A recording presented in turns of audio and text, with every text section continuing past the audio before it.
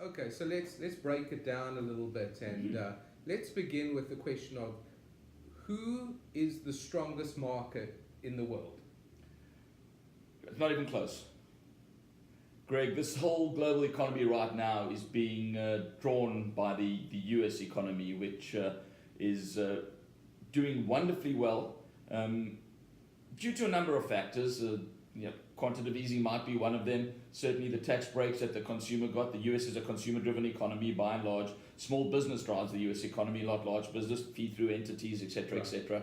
So we've seen the consumer benefit enormously. Wonderful thing. And we are now seeing this accelerated growth that we saw in the second quarter. I've now mentioned that 3 times. I wonder what happens in the third quarter and going forward. We will continue growing, I have no doubt.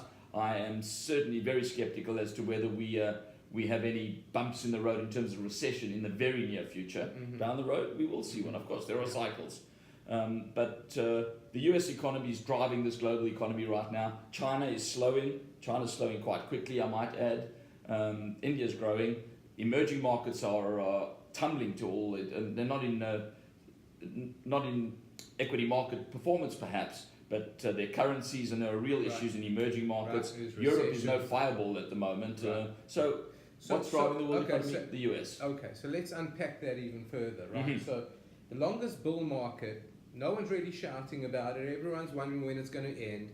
From a mass psychology point of view, we think it doesn't end just because everyone thinks it's going to end.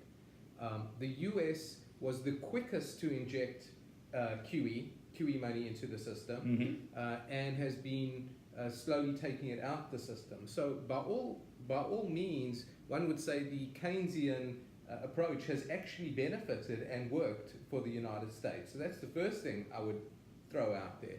The second thing is, I think the US is very dynamic in one sense, and that is the flexibility of the labor market, the ability of the economy to reinvent itself for actual, despite what happened in 2008, for businesses to go under and other businesses to emerge. And we've got a whole new economy, a growth technology economy that has arrived since 2008.